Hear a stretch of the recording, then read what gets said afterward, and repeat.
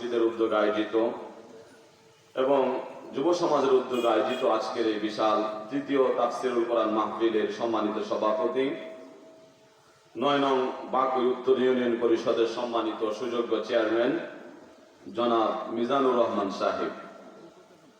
আজকের মাহফিলে প্রধান অতিথি হিসেবে আছেন 11 নং গালিমপুর ইউনিয়ন পরিষদের সম্মানিত চেয়ারম্যান জনাব লায়ন ABM রবিউল আলম সাহেব। বিশেষ অতিথি হিসেবে আছেন বিশিষ্ট ব্যবসায়ী ও রাজনীতিবিদ জনাব মির্জা নাসির উদ্দিন সাহেব। ইনশাআল্লাহ আমার পরে আলোচনা করবেন আন্তর্জাতিক খ্যাতিসম্পন্ন মুফাসসিরে কোরআন, বিশিষ্ট মিডিয়া ব্যক্তিত্ব, ইসলামিক স্কলার, যিনি আমাদের মাঝে এসে উপস্থিত হয়েছেন আলহামদুলিল্লাহ, এবং আমি সচক্ষে দেখেছি, কথা বলে এসেছি। তিনি আছেন, খাবার খেয়েছেন, হুজুর একটু ক্লান্ত শ্রান্ত, তাই তিনি একটু বিশ্রাম নিচ্ছেন। বললেন যে আমি 40-45 মিনিট একটু ঘুমাবো, তারপর ইনশাআল্লাহ আমি মঞ্চে চলে যাব ইনশাআল্লাহ। আল্লাহ সুবহানাহু ওয়া তাআলা জনাব মাওলানা মোহাম্মদ আব্দুল্লাহ আল আমিন সাহেবকে সুস্থভাবে সুন্দরভাবে আমাদের মাঝে আসার এবং আলোচনা করার তৌফিক দান করুন। সকলে বলেন আমিন।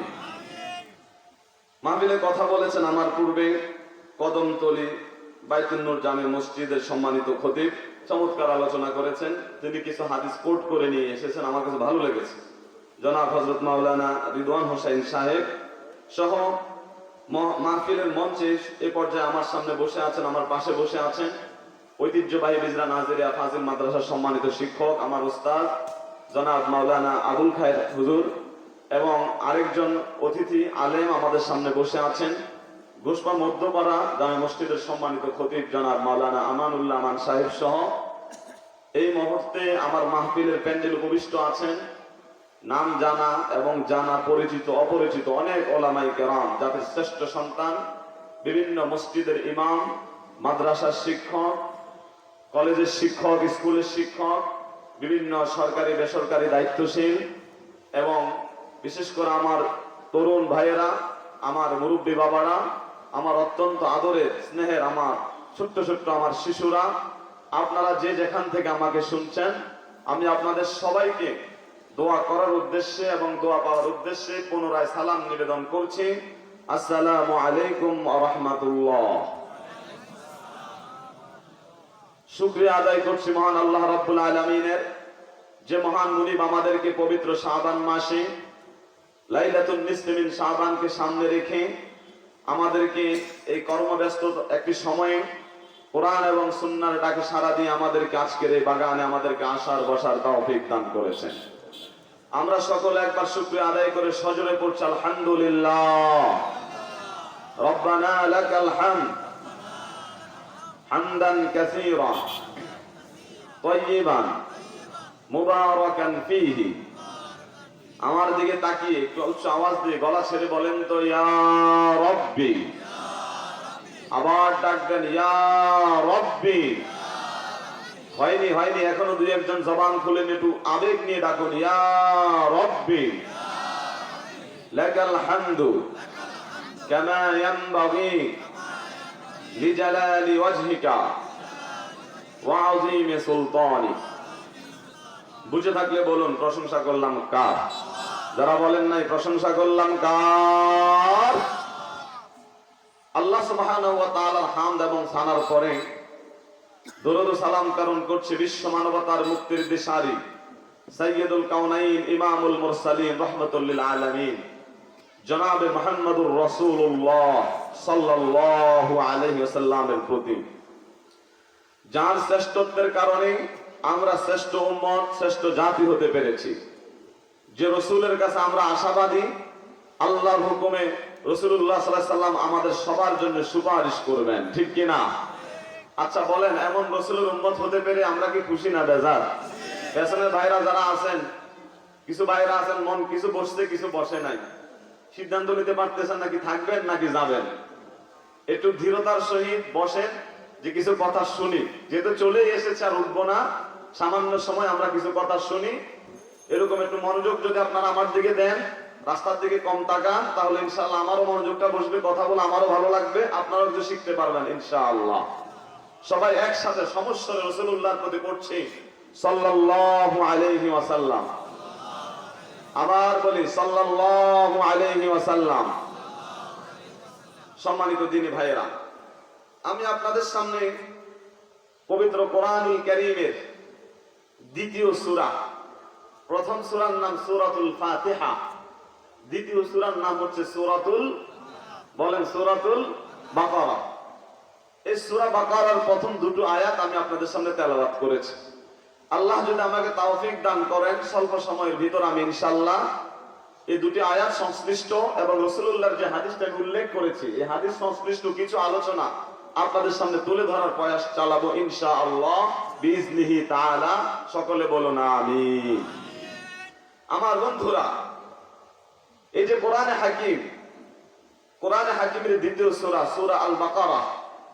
বাকারা শব্দের অর্থ কি কেউ বলতে পারবেন? বলেন কি অর্থ? গাভী। বলেন কি অর্থ? গাভী। দেখছেন, গাভী আমাদের অনেকের বাড়িতেই আছে। আগের লোকেরা বলতো যার বাড়িতে একটা গাভী আছে তার বাড়িতে মনে হচ্ছে একজন এমবিবিএস ডাক্তার আছে, ঠিক কিনা?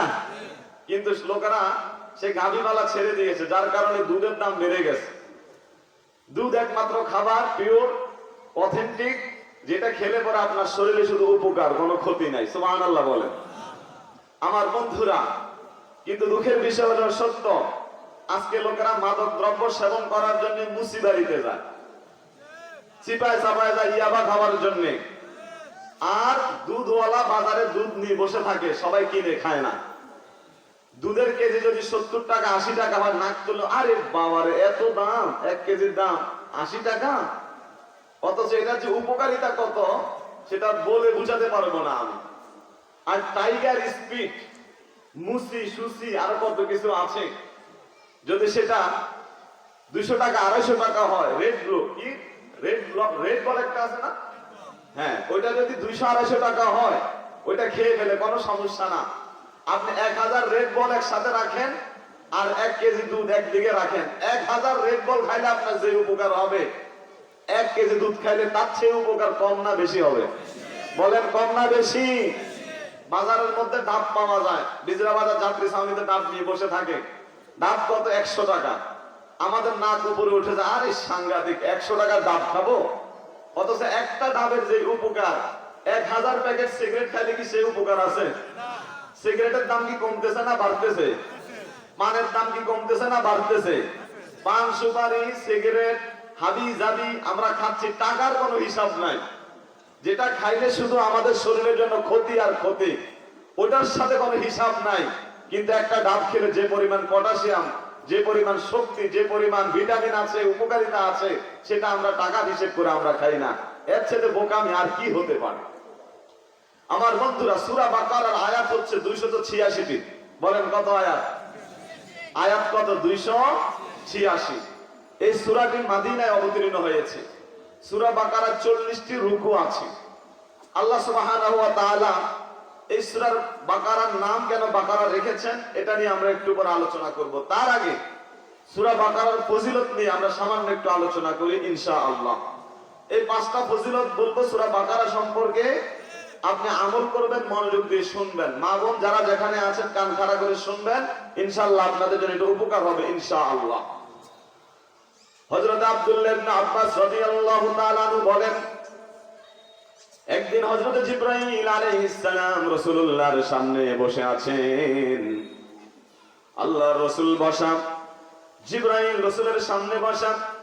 আমি আব্দুল্লাহ ইবনে আব্বাস রাইসুল মুফাসসিরিন, সমস্ত মুফাসসিরদের সরদার আমি আব্দুল্লাহ ইবনে আব্বাস, আমি বসা। সুবহানাল্লাহ বলেন না? কয়জন বলেন না? কয়জন? পেছনে ভাইরা আছেন কয়জন?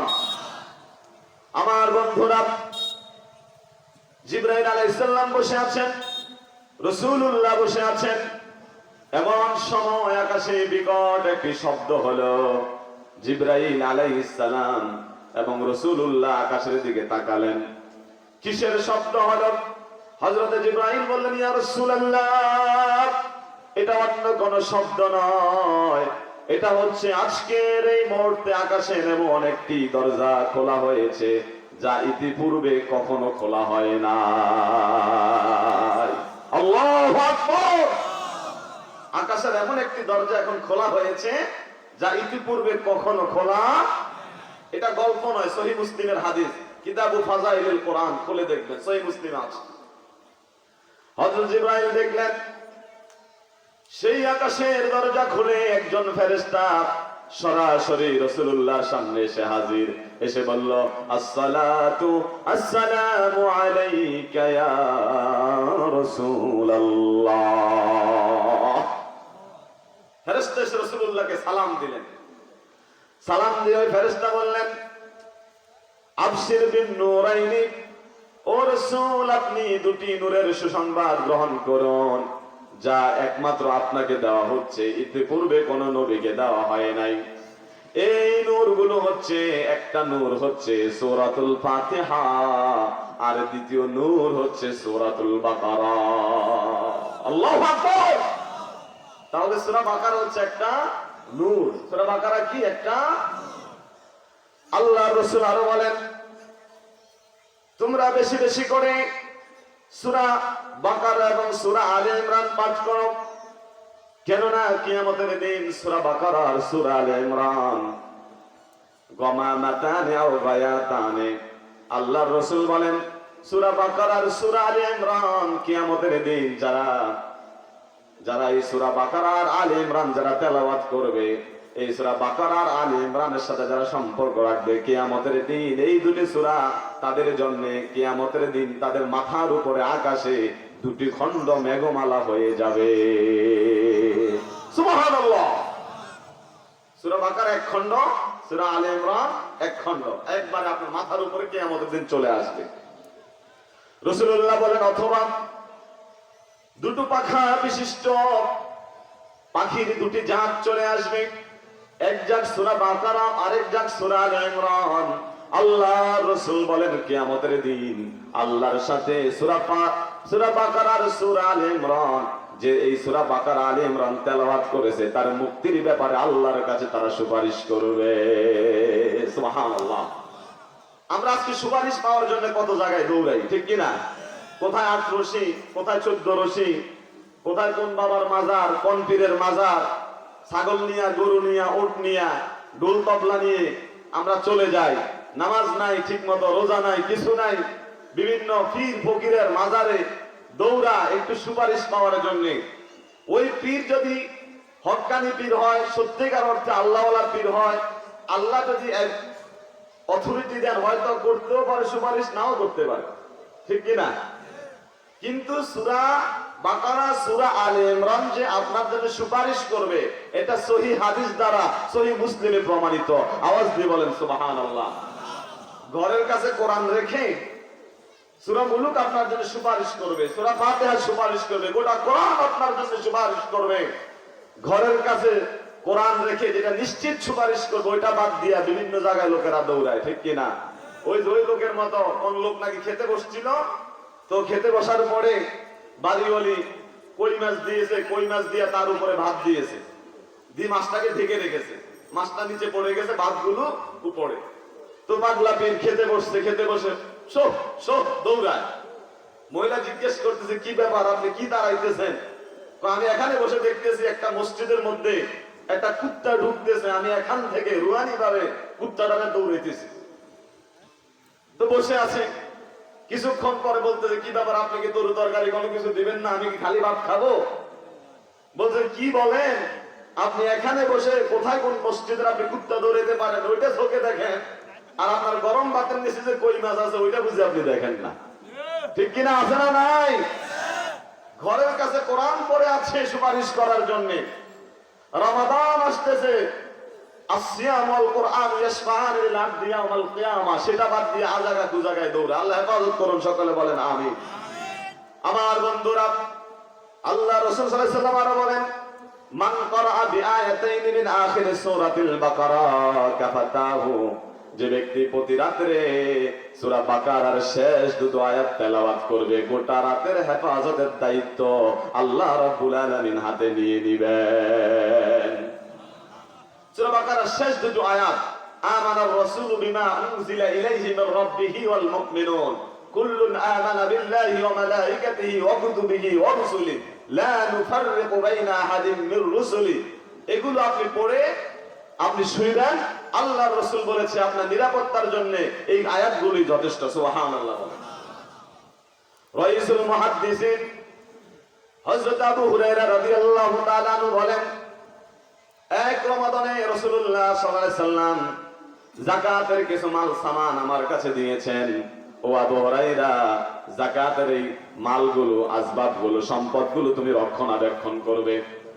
হযরত আবু হুরায়রা রাদিয়াল্লাহু তাআলা আনহু যাকাতের সেই মালগুলো রেখেছেন, এক পাশে রেখেছেন, তিনি রক্ষণাবেক্ষণের দায়িত্বে আছেন।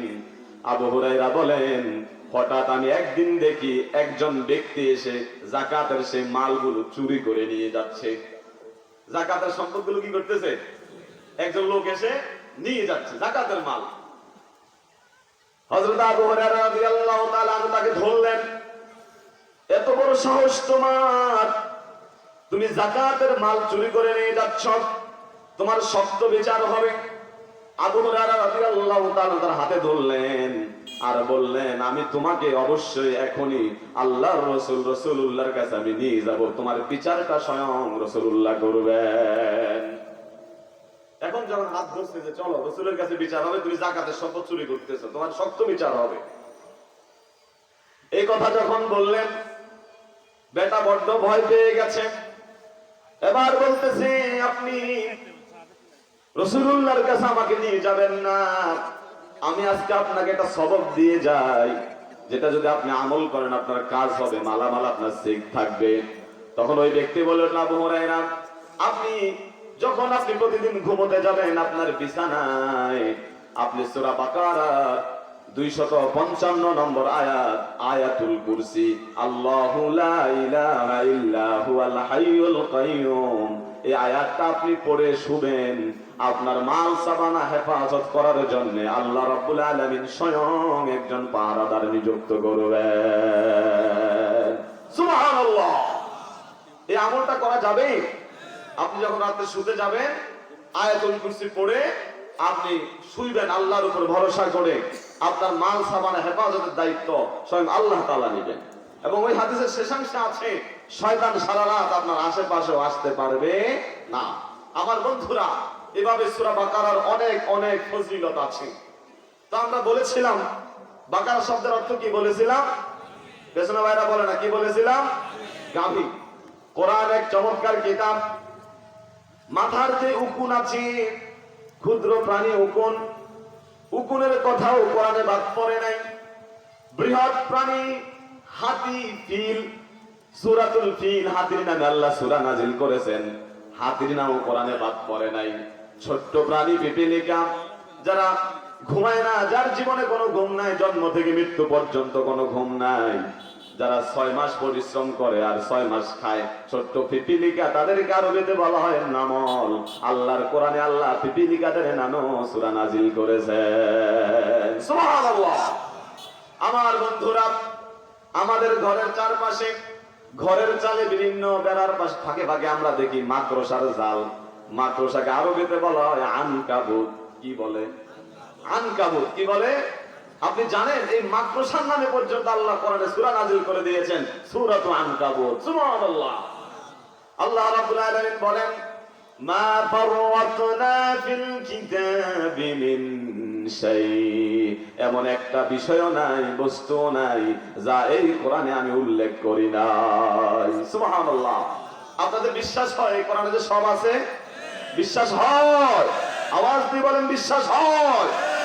দিনের আলোর চারও সত্য, আল্লাহর কোরআন সত্য, এটা স্বয়ং আল্লাহ রাব্বুল আলামিনের কাছ থেকে এসেছে। এই কোরআনে সব কিছুর সমাধান এই কোরআনে আছে না? নয়। এই ওয়াজ শোনার পর এক লোক বলতেছে, হুজুর আপনি বলছেন কোরআনে সব কিছু আছে, তাহলে আপনি কোরআন থেকে বলেন আজকে কাপাসতলা বাজার গোলালুর কেজি কত? গোলালুর কেজি এটা আপনি কোরআন থেকে বলবেন। আপনি তো বেশি বলতেছেন যে কোরআনে সব আছে, আজকে বাজারে গোলালু কত? নিশ্চয়ই এটাও আছে। আপনি এখানে বসে কোরআন থেকে আপনি বলেন গোলালু কেজি কত? আপনারা জানেন আজকে আলুর দাম কত? কত? 30 টাকা কমছে। তাই আল্লাহ মাফ করছে, যেভাবে দাম বাড়তেছিল আলুও টাইট হয়ে যেত, ঠিক কিনা? হুজুরকে প্রশ্ন করলো আলুর কেজি কত? কোরআন থেকে বলবেন। হুজুর বড় পণ্ডিত, বলল হ্যাঁ আমি বলে দিচ্ছি, আজকে কাবাসতলা বাজার, বিজরা বাজার, লালমাই, গোলালুর কেজি কত, এটাও কোরআনে আছে। আমি কোরআন থেকে বলছি। কয় বলেন। হুজুর পকেট থেকে মোবাইলটা বের করে একজন তরকারি ব্যবসায়ীকে ফোন দিয়েছে, বলল ভাই আজকে গোলালুর কেজি কত? কয় হুজুর আজকে গোলালুর কেজি হচ্ছে 30 টাকা। কয় টাকা? বলতেছে এই তো আপনার 30 টাকা গোলালুর কেজি। আপনি তো কোরআন থেকে বলেন না, আপনি তো এটা বলেছেন ওই বেটাকে ফোন দিয়েছেন, তারপরে জেনে তারপর আমাকে বলেছেন। কোরআন থেকে তো আপনি বলেন না। হ্যাঁ এটাই কোরআন। কিভাবে? আল্লাহর কোরআনে আছে ফাসআলু আহলায যিকরি ইন কুনতুম লা তা'লামুন।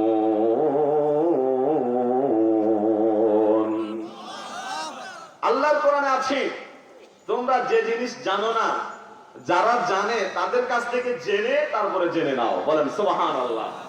কথা আমি জানি না আলু কেজি কত, আলুওয়ালা জানে আলু কেজি কত, আমি জেনে তারপরে তোমারে জানাইলাম। এই তো কোরআন থেকে জানাইলাম। সুবহানাল্লাহ। আমার বন্ধুরা, তাহলে সূরার নাম কি? সূরার নাম কি? আসতে বলেন, সূরার নাম কি? বাকারা। বাকারা অর্থ কি? গাবি। আজকে আমাদের দেশে গাবি আছে, আমরা দুধ খাই, কিন্তু গাবিতে কখনো চিন্তা করি না এই দুধগুলো কোত্থেকে আসে। সূরা নাহল আল্লাহ বলেন ওয়া ইন্না লাকুম ফিল আনআমি লাইবরা নুসকিকুম মিম্মা ফি বুতুনিহি মিন বাইনি ফারসিন ওয়া দামিন লাবানান খালিসান সাইগাল লিশ-শারিবিন। আল্লাহ বলছেন ইন্না লাকুম ফিল আনআমি লাইবরা, তোমাদের জন্য আমি চতুষ্পুত জন্তুর মাঝে আমি গবেষণার শিক্ষণীয় বিষয় রেখেছি। কি বিষয়? গরু ছাগলও শিক্ষা আছে। সুবহানাল্লাহ বললেন না? চিন্তার খোরাক আছে। কি? নুসকিকুম মিম্মা ফি বুতুনিহি। আল্লাহ বলছেন আমি এই গাভীর পেট থেকে তোমাদেরকে পান করাই।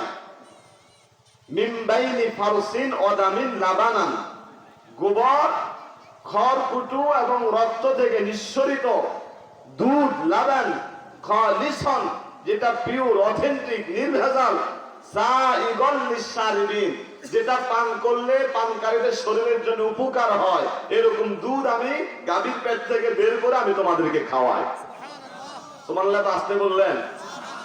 আচ্ছা, দুনিয়াতে আমরা যে ঢাকা শহরে পানি খাই, ওয়াসার পানি, কত রকমের ব্লিচিং পাউডার দিয়ে এটাকে সংশোধন করা হয়, শোধন করা হয়। তারপরে ওরা কিছুদিন গবেষণা করে দেখেছে ঢাকা শহরের পানির মধ্যে পর্যন্ত পায়খানার জীবাণু পাওয়া যায়।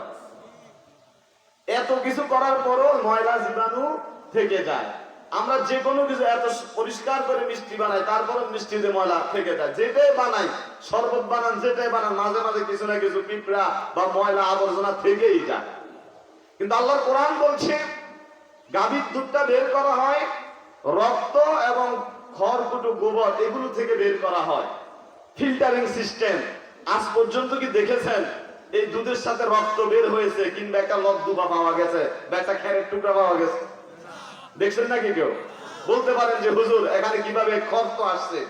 কারণ কোরআন বলছে খালিসান, এটা পিওর হবে, কোনো ময়লা আবর্জনা জীবাণু থাকবে না। আর বাস্তবে আপনি মাইক্রোস্কোপ যন্ত্র দিয়ে খোঁজেন, বিন্দু পরিমাণ ময়লা আবর্জনাও আপনি দুধের মধ্যে পাবেন না। সুবহানাল্লাহ বললেন না? আমার বন্ধুরা, সূরার নাম বাকারা। এই কোরআনে এই সূরার নাম কেন বাকারা রাখা হলো, এটা নিয়ে একটি বিশাল ঘটনা আছে। আমি সংক্ষেপে একটু বলে দিচ্ছি আপনাকে। হযরত মুসা আলাইহিস সালামের যুগে, কোন নবীর যুগে? কি মনোযোগ নাই নাকি আপনাদের? মুসা আলাইহিস সালামের যুগে এক লোক ছিল, তার কোনো সন্তানাদি ছিল না, কোনো সন্তান না, নিঃসন্তান সে, কিন্তু অঢেল সয় সম্পত্তি, অনেক সম্পদ তার। এই সম্পত্তির মালিকানা কারা হবে, ওয়ারিস কারা হবে, কারা এই সম্পদ ভোগ করবে, এরকম কোনো ওয়ারিসও তার নাই। যা ছিল একমাত্র একটা ভাতিজা ছিল। কি ছিল? মনোযোগ রাখতে হবে, বুঝবেন না কিন্তু। কি ছিল? একজন ভাতিজা। তার নিজের কোনো সন্তান আদি নাই, কিন্তু সয় সম্পত্তির কোনো অভাব নাই। ভাতিজা চিন্তা করছে যেহেতু আমার চাচার কেউ নাই, এই অঢেল সয় সম্পত্তির মালিক একমাত্র আমি হব, তার মনে মনে বড় ফুর্তি, কিন্তু শয়তান তাকে কুমন্ত্রণা দিল, তোমার চাচা কবে মারা যাবে আর কবে তুমি সম্পত্তির মালিক হবা, এত দেরি কি তোমার সহ্য হবে নাকি? কি চাচা আগে মরে না তুমি নিজেই আগে মরে যাও, তার তো ঠিক ঠিকানা নাই। এক কাজ করো, তুমি তোমার চাচাকে দ্রুত মেরে ফেলো, চাচা যত তাড়াতাড়ি মারা যাবে তুমি তত তাড়াতাড়ি সম্পত্তির মালিক হতে পারবে। কিছু সুবহানাল্লাহ বলবেন না নাউজুবিল্লাহ বলবেন? হ্যাঁ, কি বলবেন? চাচা যত দ্রুত চাচাকে সরানো যাবে তার সম্পত্তির মালিক তত তাড়াতাড়ি হওয়া। কথা অনুযায়ী সেই ভাতিজা চাচাকে হত্যা করে রাতের আধারে লাশটাকে নিয়ে রেখে এসেছে আরেকজনের বাড়ির সামনে। মারল ভাতিজার, লাশ রেখেছে আরেকজন নিরপরাধ মানুষের ঘরের দরজায়। সকালবেলা লোকেরা যখন ঘুম থেকে জাগলো, ঘুম থেকে জেগে দেখে যার বাড়িতে যার ঘরের দরজায় লাশ পড়ে আছে, লোকেরা ধরে নিল নিশ্চয়ই এই ঘরওয়ালা এই লোককে হত্যা করেছে। আসলে কি ঘরওয়ালা হত্যা করেছে নাকি আপন ভাতিজা হত্যা করেছে? বলেন, কে হত্যা করেছে? খুন খারাপি আমাদের দেশে আছে না নাই? আসতে বলবেন না, আছে না নাই? রাজনৈতিক মারামারি আছে না নাই? রাজনৈতিক প্রতিপক্ষের সাথে মারামারি করে দু চারটা উইকেট পরে কি পরে না? নিজেরা নিজেরা মারামারি করে, পরে ফাঁসায় এটা আরেক দলের উপর, ঠিক কিনা? এটা আজকের ঘটনা নয়, এটা মূসা আলাইহিস সালামের যুগে সে বনি ইসরাইলের চালাকি একজনে মেরে আরেকজনে বাড়ির সামনে লাশ ফেলে রাখতো, নিরপরাধ মানুষকে খুনি বানানো হতো, ঠিক কিনা বলে? আমার বন্ধুরা, লাশ পড়ে আছে, লোকের আবার বলাবলি করতে লাগলো এই লোক হত্যা করেছে। আরেক দল বলতেছে না না, তার সাথে তো কোনো শত্রুতা ছিল না, সে কেন হত্যা করবে? তাহলে কে হত্যা করেছে? পুরো এলাকায় আলোচনা সমালোচনা, পক্ষে বিপক্ষে তর্ক বিতর্ক শুরু হয়ে যায়। শেষ পর্যন্ত লোকেরা চিন্তা করলো এই কঠিন সমস্যা, এই হত্যার রহস্য উদ্ঘাটন করতে আল্লাহর নবী পয়গম্বর মূসা আলাইহিস সালাম ছাড়া কোনো উপায় নাই। লোকেরা এবার হযরতে মূসা আলাইহিস সালামের কাছে গেলেন, গিয়ে জিজ্ঞাসা করলেন, ও নবী মূসা, এরকম বিপদে আছে, আপনি বলেন তো আপনার জ্ঞান দ্বারা প্রজ্ঞা দ্বারা আসলে আসল খুনি কে? তো মূসা আলাইহিস সালাম তার নিজ থেকে তিনি কোনো কথা বলবেন না, কারণ পয়গম্বরগণ কথা বলেন আল্লাহ যতটুকু জানান ততটুকুই বলেন, ঠিক কিনা? আল্লাহর নবী হযরতে মূসা আলাইহিস সালাম আল্লাহর কাছে আরজ করলেন, রব্বুল আলামিন, এরকম ঘটনায় কে খুন করেছে কিভাবে আমি বুঝবো? আল্লাহ রাব্বুল আলামিন হযরতে মূসা আলাইহিস সালামকে নির্দেশ দিলেন, ও মূসা, আপনি আপনার এলাকার লোকদেরকে বলেন তারা যেন একটি গরু জবাই করে। একটি গরু জবাই করার পরে সেই গরুর মাংস দিয়া যে ব্যক্তি নিহত হয়েছে তার দেহের ভিতরে স্পর্শ করলে পরে ওই লোক জীবিত হয়ে যাবে। জীবিত হয়ে ওই লোক বলবে আসলে তার খুনি কে। সুবহানাল্লাহ বললেন না? মনোযোগ কি আছে আপনাদের? মনোযোগ হারায় গেলে কিন্তু আজ ভালো লাগবে না। একটু ধরেন, এটা কিন্তু গল্প নয়। মুসনাদে ইবনে আবি হাতেম এই কিতাবে ঘটনা এসেছে, তাফসীর ইবনে কাসিরও আছে। আল্লাহর নবী মূসা আলাইহিস সালাম ডাক দিয়ে বললেন, ইন্নাল্লাহা ইয়া'মুরুকুম আন তাযবাহু বাকারা, আল্লাহ আদেশ করেছেন তোমরা একটা গরু জবাই করো, গাভী জবাই করো। ওই জবাইকৃত গাভীর মাংস দিয়া মৃতদেহ স্পর্শ করো, তাহলে সে জীবিত হয়ে সে নিজেই বলবে কে হত্যা করেছে। এরকম কথা শোনার পরে তার জাতির লোকেরা বলল, আতাত্তাখিযুনা হুজুয়া, ও মূসা, আপনি কি আমাদের সাথে মশকরা শুরু করছেন নাকি?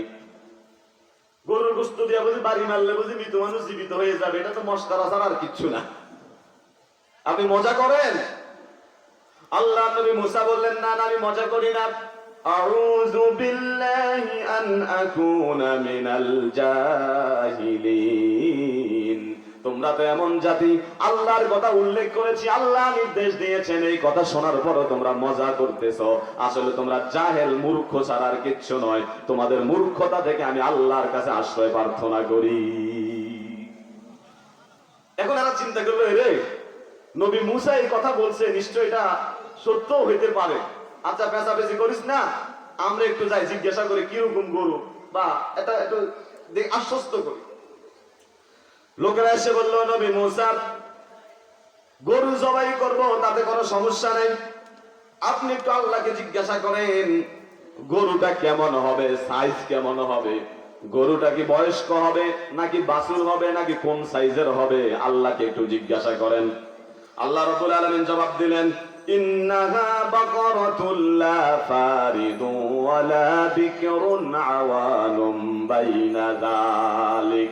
আল্লাহ রাব্বুল আলামিন হযরত মুসার মাধ্যমে জানিয়ে দিলেন, গরুটা বয়স্ক হবে না, আবার বাছুরও হবে না, বরং গরুটার সাইজ হবে মধ্যবয়সী।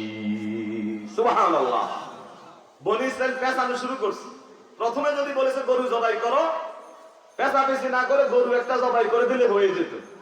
কিন্তু মহাপণ্ডিত আইসা সাইজ জিজ্ঞাসা করতেছে কোন সাইজের। আল্লাহ বললেন, হ্যাঁ, বেশি বড় না বেশি ছোট না, মাঝামাঝি সাইজের। এরপর নবী মুসা বললেন, ফাফআলু মা তুমারুন, প্রশ্ন করেছ, প্রশ্নের জবাব পেয়েছ, আর পেছাইও না, আল্লাহ যা আদেশ করেছে তাই পালন করো। এবার লোকেরা আবার ঘুরাঘুরি করে এসে বলল, নবী মুসা, সাইজ তো আল্লাহ বলেছেন, ইউবাইয়িল্লানা মা লাউনুহা, কিন্তু গরুটা কোন রঙের হবে, কোন কালারের হবে, এটা একটু পরিষ্কার করেন। গরু কোন রঙের কোন কালারের হবে, এরা নিজেরাই নিজেদেরকে মানে প্যাঁচের ভিতরে ফেলতেছে। আল্লাহ নবী মুসা বললেন, প্রথম আদেশ ছিল গরু জবাই করো, যদি পেঁচাইয়া না পেঁচাইয়া গরু জবাই করতে শেষ। সাইজ জিজ্ঞেস করছো, সাইজের কথা বলা হলো, এখন বলতেছ কোন রঙের কোন কালারের। আর আল্লাহ জানিয়ে দিয়েছেন, ইন্নাহা বাকারাতুন সাফরাউ ফাকিউল লাউনুহা তাসুরুন নাযিরিন। আল্লাহ বলছেন তোমাদেরকে গরুটার কালার হবে গাঢ় হলুদ বর্ণের, গাঢ় হলুদ বর্ণের। এত সুন্দর একটা গরু হবে যে কোনো লোক যদি দেখে সেজন্য তাক লেগে যায়, এত সুন্দর আকর্ষণীয় একটি গরু হবে। এখন কি আস্তে আস্তে এটা কি কঠিন হইতেছে নাকি সহজ হইতেছে? কি হচ্ছে, কঠিন না সহজ? যত প্রশ্ন তত ঝামেলা। এরপরে লোকগুলো আবার প্রশ্ন করল, ও নবী মুসা, গরুর সাইজ অনুযায়ী মধ্যবয়সী গরু পেয়েছি, গরুর কালারও একটা পেয়েছি গাঢ় হলুদ বর্ণের, কিন্তু মুসা ওই গরু কি খায়, কি কাজ করে, ওই গরু কি চাষের কাজে ব্যবহার হবে, পানি সেচের কাজে ব্যবহার হবে কি হবে না? আল্লাহ রাব্বুল আলামিন জানিয়ে দিলেন, ইন্নাহা বাকারাতুল লা যালুলুন তুসিরুল আরদা ওয়ালা তাসকিল হারসা মুসাল্লামাতুল লা শিয়াতা ফিহা। আল্লাহু আকবার। এবার আল্লাহ বলছেন, এদেরকে বলেন এটা মধ্যবয়সী হবে, এটা গাঢ় হলুদ বর্ণের হবে। এই গরু কখনো জমিনে চাষ করবে না, হালের কাজে ব্যবহার হয় নাই, এবং এই গরু দিয়ে কখনো পানি সেচের কাজও করা হয় নাই। মুসাল্লামাতুল লা শিয়াতা ফিহা, এটা এমন গরু হবে, এটা আবাল হবে না, এটা নিখুঁত নিষ্কণ্টক, একদম সুন্দর, একদম ভালো, নিষ্কণ্টক নিখুঁত পিওর একটা গরু হবে। এবার তোমরা এটা জবাই করো। বলেন সুবহানাল্লাহ। এরা বহু ঘোরাঘুরি করে এক জায়গায় এই গরু পেয়েছে। যে গরুর মালিক সেটা আবার বিশাল কাহিনী, সেদিকে আমি গেলাম না। এবার ওই লোক পুরা দেশ ঘুরে গরু পাইছে একজনের কাছে শর্তগুলো অনুযায়ী। ওই ছেলে বলতেছে, আমি এই গরু বিক্রি করব না, যদি বিক্রি করি গরুর চামড়াটা খোসানোর পরে গোটা চামড়ার ভিতরে যতগুলো স্বর্ণ মুদ্রা রাখা যাবে, ওই চামড়ার ধারণ ক্ষমতা অনুযায়ী স্বর্ণ মুদ্রা আমাকে তোমরা দিবা, তাহলে আমি এটা বিক্রি করব। সুবহানাল্লাহ বললেন না?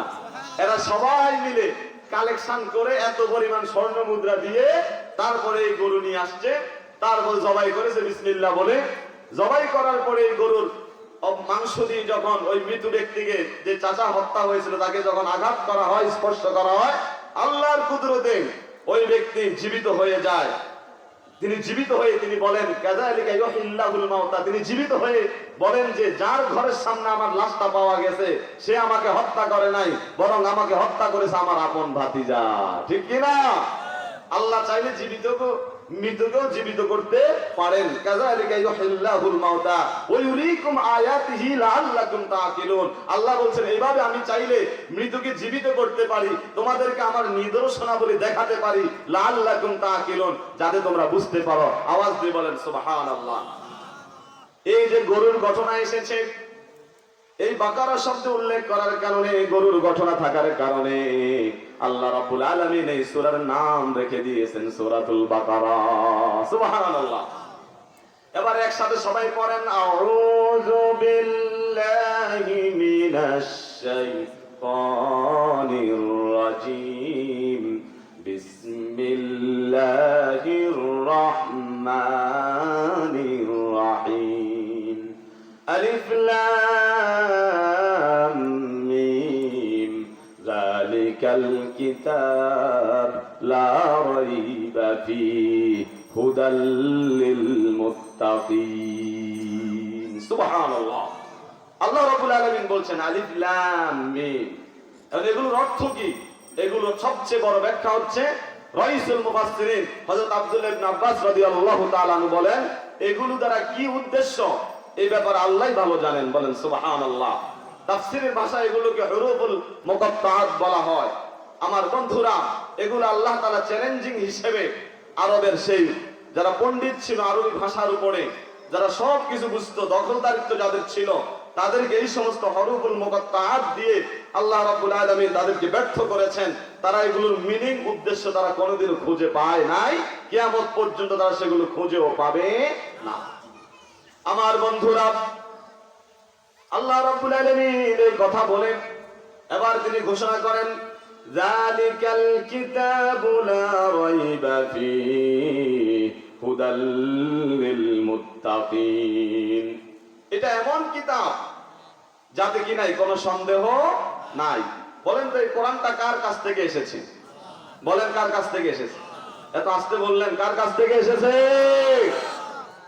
আমাদের দেশে যদি ছোট্ট একটা নুরানি কায়দাও লেখা হয়, নাদিয়াতুল কোরআন, একের ভিতরে 4, একের ভিতরে 8, এখন বই বের হয়েছে একের ভিতর 100, যদি 2টা পৃষ্ঠাও লেখা হয়, সেখানেও একজন লেখকের নাম, লেখক পরিচিতি থাকে কি থাকে না? কিন্তু আপনি চিন্তা করেন, এত বড় একটা কোরআন মুহাম্মদুর রাসূলুল্লাহ সাল্লাল্লাহু আলাইহি ওয়াসাল্লামের মাধ্যমে পৃথিবীতে এসেছে, নাযিল হয়েছে, কিন্তু কোথাও নবী করিম সাল্লাল্লাহু আলাইহি ওয়াসাল্লাম এই কথা বলেন নাই, লিখে দেন নাই কোরআনের শুরুতে কিংবা শেষে যে এটা আমি লিখেছি, এটার চয়নকারী আমি, এটার যে ক্রেডিট সেটা আমি নিচ্ছি। তিনি একবার এই কথা বলেন না যে কোরআন আমার বাণী, আমার লিখিত কিতাব। এই কথা কি তিনি কোথাও বলেছেন? বরং কার কথা বলেছেন? বলেন কার কথা?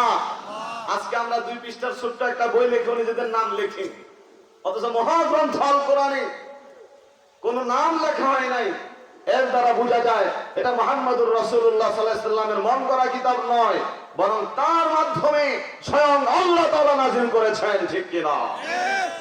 আমার বন্ধুরা, তাই তো আল্লাহ রাব্বুল আলামিন বলছেন যালিকাল কিতাব, এটা এমন কিতাব লা রাইবা ফীহি, যেই কিতাবে কোনো সন্দেহ নাই। কোন ব্যাপারে সন্দেহ নাই? এটা যে আল্লাহর কাছ থেকে জিবরাইলের মাধ্যমে রাসূলুল্লাহর কাছ হয়ে আমাদের কাছে এসেছে, এই ব্যাপারে আমাদের কারো কি নাই কোনো সন্দেহ নাই। সুবহানাল্লাহ। আজকে মুসলমানেরা পৃথিবীর সবচেয়ে দামি গ্রন্থ আল কোরআন, তাদের কাছে আজকে এই কোরআন থাকার পরেও 2-4 জনের কাছে কোরআনের 2 পয়সার দামও নাই। আপনি বলবেন যে হুজুর এটা আপনি কিরকম কথা বললেন? আমি এই জন্য বলেছি, বহু মানুষ ছোট্টবেলায় মক্তবে যে কোরআন শিখেছেন, আজকে আপনার বয়স 30, 40, 50, 60 বছর হয়ে গিয়েছে, আজ পর্যন্ত আপনি এই কোরআনটাকে একটু খুলে আপনার হাতে নিয়ে স্পর্শ করে আপনি দেখলেন না যে আপনি পড়তে পারেন কি পারেন না। বছরের পর বছর এই কোরআন আপনার ঘরে সুকেসের উপরে পড়ে আছে, দুলাবালি পড়ে আছে, আপনার কাছে কোনো মূল্যই নাই। আপনার কাছে টেলিভিশন, দামি মোবাইল, বিভিন্ন ডিভাইস, কম্পিউটারের দাম বেশি, সেগুলো নিত্য প্রয়োজনীয় ঘন্টায় ঘন্টায় সেগুলো ব্যবহার করেন, কিন্তু আল্লাহর কোরআন স্পর্শ করেন না। এরকম 2-4 জন আছে না নাই? বলেন আছেন না নাই? অথচ আল্লাহ রাব্বুল আলামিন বলেন লাউ আনজালনা হাযাল কুরআন আলা জাবালিন লারাআইতাহু খাশিআন মুতাসাদ্দিআন মিন খাশিয়াতিল্লাহ।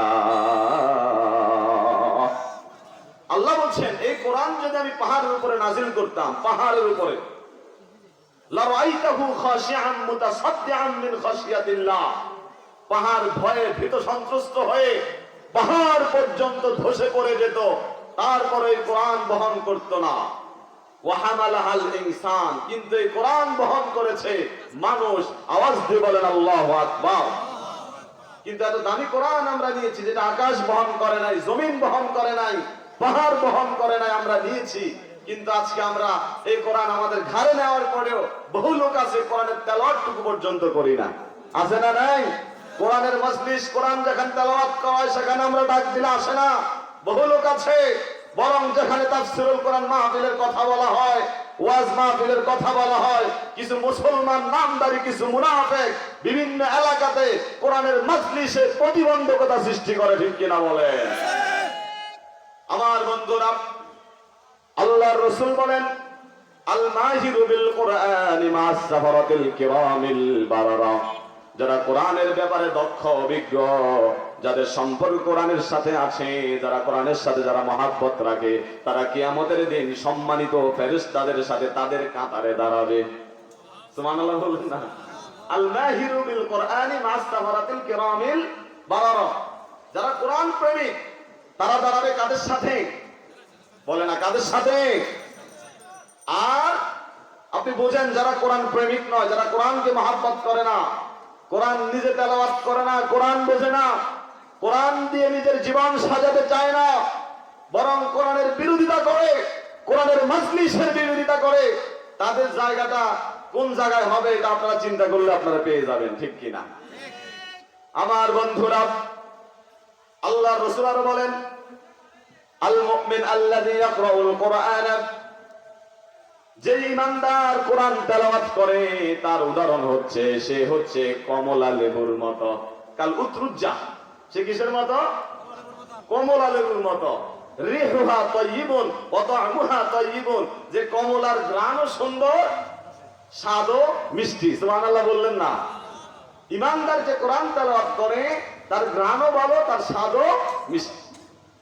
আর ওই ইমানদার যে কোরআন তেলাওয়াত করে না তার উদাহরণ হচ্ছে খেজুরের মতো, যার স্বাদ আছে কিন্তু কোনো ঘ্রাণ নাই। আর ওই মুনাফিক কিন্তু কোরআন তেলাওয়াত করে, তার উদাহরণ হচ্ছে নারগিস ফুলের মতো, দেখতে সুন্দর, কোনো ঘ্রাণ নাই। আর যেই মুনাফিক কোরআন তেলাওয়াত করে না, অন্তরে নেফাকি লালন পালন করে, তার উদাহরণ হচ্ছে কাল হানজালাহ, মাকাল ফলের মতো। মাকাল ফল চেনেন? মাকাল ফল চেনেন না? আমরা যখন ছোট্ট ছিলাম, কি ব্যাপার, এটা তো চিনার কথা। মক্তব থেকে আসার সময় লতা লতা বড় গাছ হইতো, আপেলের মতো লাল গোল, কি বলে এটাকে? গেন্দা। আচ্ছা, শুদ্ধ ভাষায় হচ্ছে মাকাল ফল। এত সুন্দর যে কেউ দেখলে মনে করে আরে এত সুন্দর, দেখতে মনে খুব টেস্ট হবে, দেখতে সুন্দর, খাইতে মনে হয় বিশাল টেস্ট, কিন্তু এটার ভিতরে এত পচা, এত দুর্গন্ধ, এত তিতা, আশেপাশে পর্যন্ত যাওয়া যায় না, ঠিক কিনা বলেন? কিন্তু দেখতে খুব। এই সমাজে কিছু মুনাফিক আছে, কোরআন তেলাওয়াত করে না, কোরআনের সাথে কোনো সম্পর্ক নাই, যারা কোরআনের আদর্শ পালন করে, যারা কোরআনের বাণী প্রচার করে, তাদেরকে ভালো দৃষ্টিতে দেখে না, কিন্তু তাদের চেহারা স্বরূপ দেখলে মনে হয় এত ভালো, আল্লাহর ওলি, বেহেশত থেকে মনে পলাই আসছে। কথা বলেন ঠিক কিনা? কিন্তু তার ভিতরটা হচ্ছে মাকাল ফল, গেন্দা ফলের মতো পচা আর দুর্গন্ধ আর তিতা, ঠিক কিনা বলে?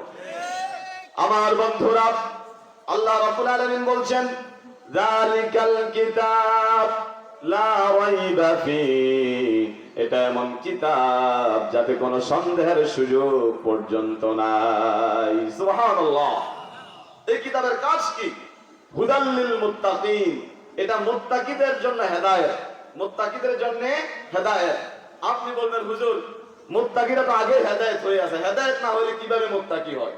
এটা আবার কিরকম ওয়াজ আপনি করলেন? না, আপনি বিভিন্ন তাফসীর খুলে দেখেন, অর্থাৎ যারা হেদায়েত, যারা তাকওয়া অর্জন করতে চায়, যাদের তাকওয়া অর্জন করার মন মানসিকতা আছে, তাদের জন্য কোরআন হচ্ছে পথ প্রদর্শক। আওয়াজ দিয়ে বলেন সুবহানাল্লাহ। আমরা কি হেদায়েত চাই? যারা বলেন না হেদায়েত চাই, কারা কারা চাই দুই হাত তুলে আল্লাহকে দেখায়।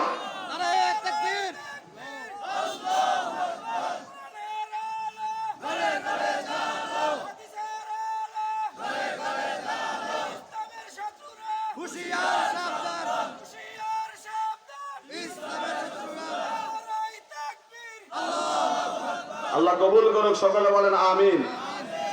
আমার বন্ধুরা, আল্লাহর কোরআন তাফসীর করছেন ইন্না ফি যালিকা লাযিকরা লিমান কানা লাহু কলবুন আও আলকাস সামআ ওয়া হুয়া শাহীদ।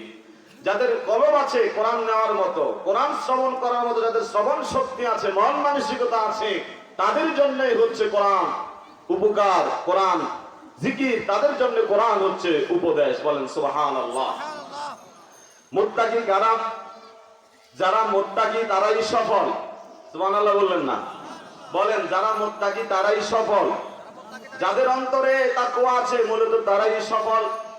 যদি আমি আর আপনি 5টা কাজ করতে পারি আমরা মুত্তাকি হতে পারবো, দুনিয়াতেও সফল হব, আখিরাতেও সফল হব। সুবহানাল্লাহ বলেন। কাজ কয়টা? এদিকে তাকান, কাজ কয়টা? আরো জোরে বলেন, কাজ কয়টা? 1 নাম্বার হচ্ছে ঈমান বিল গায়ব। ঈমান বিল গায়ব, অদৃশ্যের প্রতি ঈমান আনা। আল্লাহ বলছেন আল্লাযীনা ইউমিনুনা বিল গায়ব। তারা কি করবে? 1 নম্বরে তারা অদৃশ্যের প্রতি বিশ্বাস স্থাপন করবে। সুবহানাল্লাহ। অদৃশ্য কি? যা কিছু আমরা দেখি না, যেটা পঞ্চ ইন্দ্রিয় দ্বারা আমরা অনুভব করতে পারি না, এটাই হচ্ছে কি? অদৃশ্য। আমরা কি আল্লাহকে দেখেছি? যারা বলেন না আল্লাহকে দেখেছেন? আল্লাহকে আমরা দেখি নাই। আমরা পরকাল দেখেছি, জান্নাত জাহান্নাম দেখি নাই, ফুল সারাত আমরা দেখি নাই, বহু কিছু আমরা দেখি নাই। না দেখে আমরা বিশ্বাস করেছি আমানতু বিল্লাহি ওয়া মালাইকাতিহি ওয়া কুতুবিহি ওয়া রুসুলিহি ওয়াল ইয়াউমিল আখির ওয়াল কদরি খাইরিহি ওয়া শাররিহি মিনাল্লাহি তাআলা ওয়াল বাসি বাদাল মাউত। এরকম না দেখে বিশ্বাস করার নাম হচ্ছে ঈমান। সুবহানাল্লাহ বলেন। আমার বন্ধুরা, কিছু পণ্ডিত আছে, ইদানিং নাস্তিক ব্লগার বের হয়েছে। তারা বলে হুজুর, যেই জিনিস দেখা যায় না, যেই জিনিস ধরা যায় না, ছোঁয়া যায় না, আনসিন ইজ নাথিং, যেটা দেখা যায় না, ছোঁয়া যায় না, এটা আসলে কিচ্ছু না। আসলে কি এরকম? আসলে এরকম? মূলত যেই জিনিস দেখা যায় না, ধরা যায় না, ছোঁয়া যায় না, এরকম না দেখে বিশ্বাস করার নামই হচ্ছে প্রকৃত বিশ্বাস। ঠিক নয় কি? আমি আপনাদেরকে ছোট্ট একটা প্রশ্ন করি, একটা উদাহরণস্বরূপ, ডোন্ট মাইন্ড প্লিজ। আমরা আপনারা আমাদের নিশ্চয়ই পিতৃ পরিচয় আছে, আমাদের বাপ আছে, সবারই বাপ আছে, এখানে বাপ ছাড়া কেউ নাই। যাকে আমি বাপ ডাকি সে যে সত্যি আমার বাপ, এটাকে আমি দেখেছি? কোন সন্তান কি নিশ্চিত নিজ চোখে দেখে তাকে মনে আছে? মনে আছে? নাই। তো কেন সে বাপ বিশ্বাস করে? তার মা বলেছে এটা তোর বাপ, তার মা বলেছে এটা তোর, পাড়া প্রতিবেশী আত্মীয় স্বজন বলেছে এটা তোর বাপ। বুঝার পরে দেখেছেন এই লোকে আপনাকে কোলে নেয়, আদর দেয়, স্নেহ করে, আপনার পিছনে খরচ করে, তাকে আপনি বাপ ডাকতেছেন, আপনার বাপ। আপনার এত বিশ্বাস, কোনদিন কেউ যদি এইটা নিয়ে সন্দেহ দেয় যে তুই যারে বাপ ডাকস আসলে সে তোর বাপ না, এরকম যদি সন্দেহ দেন, আপনাকে সে মারতে আসবে। ঠিক কিনা? তুই আমার পিতৃ পরিচয় নিয়ে কথা বলেছিস, আমার জন্ম নিয়ে তুই প্রশ্ন তুলেছিস। অথচ আমার বন্ধুরা, যে আমার বাপ, আমি না দেখেই যুক্তি তর্কের ঊর্ধ্বে গিয়ে আমি বিশ্বাস করলাম সে আমার বাপ। আমার মা বলেছে এই জন্য আমার বাপ, আমার আত্মীয় স্বজন বলেছে এই জন্য বাপ হিসেবে দৃঢ়ভাবে বিশ্বাস করি। কিন্তু আল্লাহ যে আছেন, রাসূল যে আছেন, জান্নাত জাহান্নাম যে সত্য, হাজার হাজার লক্ষ লক্ষ মনীষীরা বলে যাচ্ছে, হাজার হাজার দলিল আছে, তাহলে না দেখে কেন সেটা আমরা বিশ্বাস করব না? এখন আপনি বলবেন যে হুজুর এটা তো ডিএনএ টেস্ট করলে প্রমাণিত হয়। আজ পর্যন্ত কয়টা সন্তান এরকম তার বাপের ডিএনএ টেস্ট করছে যে আব্বা আপনি যা আর আব্বা, এটা একটু যাচাই বাছাই করা দরকার, আইন একটু হাসপাতালে ডিএনএ টেস্ট করি? করছে নাকি? কথা বলেন, করছে? তো মূল বিশ্বাস যেটা না দেখে বিশ্বাস করা হয়। আজকে একজন আপনাকে একটা দলিল দেখাইছে যে এই জমিন তোমার, এই জমিন কি, কিছুদিন পরে দেখা গেল যাচ্ছে আরো আগের একটা দলিল, আরো ভালোভাবে লেখা, আরো একুরেট আছে, এরকম একটা দলিল দেখাইছে যে না দলিল তো এটাই না। তখন আগেরটা দেখে সে আগে বিশ্বাস করছিল এটার মালিক সে, পরে যখন একটা আরো আগের আপডেট দলিল দেখানো হয়েছে তখন বলে যে না এই দলিল যার মালিকানা তার, তো আগেরটা ভুয়া, কারণ এটা তো আমি জানতাম না। ঠিক ঠিক না? তার মানে আমরা যেটা দেখি দালিলি, এটার বেটার কোন অপশন আসলে আমরা আগেরটাকে বাদ দিয়ে দেই। আল্লাহ রাব্বুল আলামিন এরকম মহান সত্তা, তিনি এত সুন্দর করে কোরআনের আগেই বলে দিলেন আল্লাযীনা ইউমিনুনা বিল গায়ব। কোন তর্ক নয়, কোন যুক্তি নয়, দেখা দেখির কোন বিষয় নয়, সম্পূর্ণ না দেখে যে বিশ্বাস করবা সে হচ্ছে ঈমানদার। আওয়াজ দিয়ে বলেন আল্লাহু আকবার। 2 নাম্বার হচ্ছে ওয়ায়ুকিমুনাস সালাতা, যারা সালাত প্রতিষ্ঠা করবে, নামাজ প্রতিষ্ঠা করবে। সালাত প্রতিষ্ঠা করার অর্থ কি? রাসূলুল্লাহ সাল্লাল্লাহু আলাইহি সাল্লাম বলেছেন, নামাজের যে আরকান আহকাম গুলো আছে, তাদিল আরকান আহকাম যেগুলো আছে, এগুলো সঠিকভাবে আদায় করার নামই হচ্ছে ইকামাতিস সালাহ, সালাত প্রতিষ্ঠা করা। সুবহানাল্লাহ। একদিন সাহাবায়ে কেরামকে রাসূলুল্লাহ সাল্লাল্লাহু আলাইহি সাল্লাম প্রশ্ন করলেন, আমার সাহাবীরা, তোমরা কি জানো সবচেয়ে বড় চোর কে? তোমরা কি জানো? আপনাদের দৃষ্টিতে কি মনে হয় সবচেয়ে বড় চোর কে? রাসূল যখন সাহাবীদেরকে এরকম প্রশ্ন করেছেন, সাহাবায়ে কেরাম অনেক সময় অনেক কিছু জানার পরও তারা বলতেন না। কেন বলতেন না? আদব রক্ষার্থে, যে হয়তো আরো বেটার কোনো অ্যানসার আসবে। সাহাবায়ে কেরাম প্রায় সময় বলতেন, এই ব্যাপারে আল্লাহ এবং তার রাসূল সবচেয়ে ভালো জানেন। রাসূলুল্লাহ বললেন, আমার সাহাবীরা, সবচেয়ে বড় চোর কে? সাহাবায়ে কেরাম বললেন, ইয়া রাসূলুল্লাহ, আল্লাহু ওয়া রাসূলুহু আলাম, আল্লাহ এবং তার রাসূল এ ব্যাপারে সবচেয়ে ভালো জানেন। আল্লাহ রাসূল বললেন, সবচেয়ে বড় চোর হচ্ছে সে, সবচেয়ে বড় চোর হচ্ছে সে যে নামাজের মধ্যে চুরি করে। নামাজের মধ্যে চুরি করে। নামাজের মধ্যে কেন চুরি করে? কয় যে সে ঠিকমতো রুকু দেয় না, সিজদা করে না, 2 সিজদার মাঝখানে বসে না, রুকু হতে সে ঠিকমতো সোজা হয়ে দাঁড়ায় না। এমনকি সে অপেক্ষা করে নামাজ আর একটু পরে পড়বো, পড়বার কি সময় তো আছে। যেতে যেতে সূর্য যখন শয়তানের সিংহের মধ্যে চলে যায়, একদম শেষ শক্তি কি কোন রকম তড়িঘড়ি করে 2টা সিজদা দিয়ে উঠে যায়। এটা হচ্ছে সবচেয়ে বড় চোর। ইকামাতিস সালাহ। আমার বন্ধুরা, 3 নাম্বার গুণ হচ্ছে ওয়ামিম্মা রাযাকনাহুম ইউনফিকুন।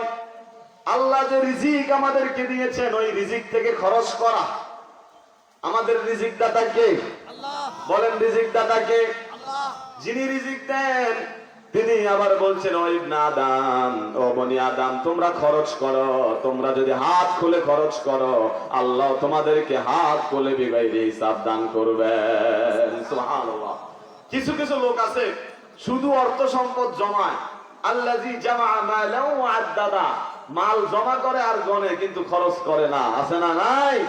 সামনে আসতেছে যাকাত, যাকাত দিবে না। সবাই শুধু ফিতরার কথা তালাশ করে, যে হুজুর সদকাতুল ফিতর কত এই বছর? কারণটা কম, 100 টাকা দিলেই চলে, 80-90 টাকা দিলেই চলে। কিন্তু মূল যেটা যাকাত, বেশি দেওয়া লাগবে, ওইটার কথা কেউ সহজে জিজ্ঞাসা করে না।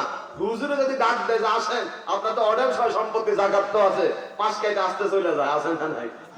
আমার বন্ধুরা, জাকাত দিতে হবে। জাকাত সম্পত্তি হইলে রিস্ক, জাকাতের হিসাব, ফিতরার হিসাব, আত্মীয় স্বজনের হিসাব, সম্পদের হিসাব দিতে হবে। মারাত্মক ব্যাপার স্যাপার। কিন্তু যারা গরিব, অর্থ সম্পদ কম, তাদের যাকাতের ভেজাল নাই, ফিতরার ভেজাল নাই। সম্পদ কোন পথে ইনকাম করেছে তার কোনো হিসাব নাই, কোন পথে খরচ করেছে হিসাব নাই, তা তো টাকা পয়সাই নাই। ঠিক কিনা?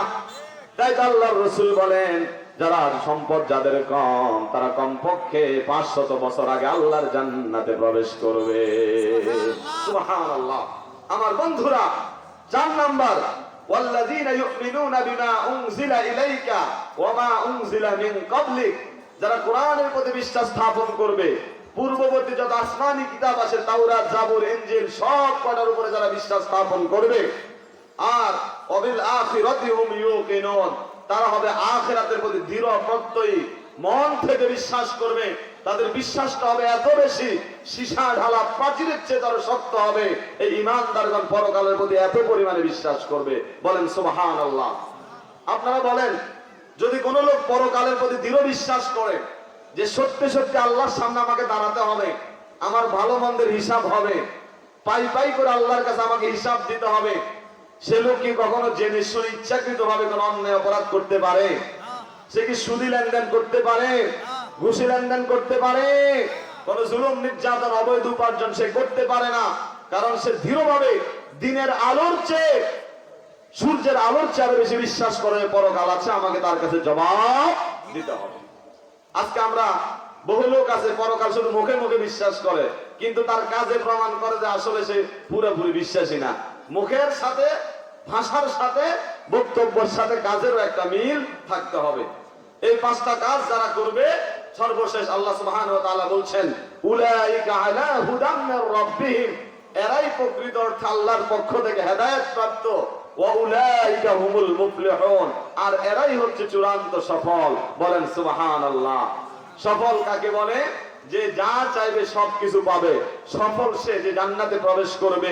সফল তো তারা যারা জাহান্নাম থেকে মুক্তি লাভ করবে। আল্লাহ সুবহানাহু ওয়া তাআলা আমাদেরকে যে পাঁচটা গুণের কথা আলোচনা করেছে সূরা বাকারার শুরু থেকে, আল্লাহ তাআলা আমাদেরকে আমল করার তৌফিক দান করুন। সকলে বলেন আমিন। আমি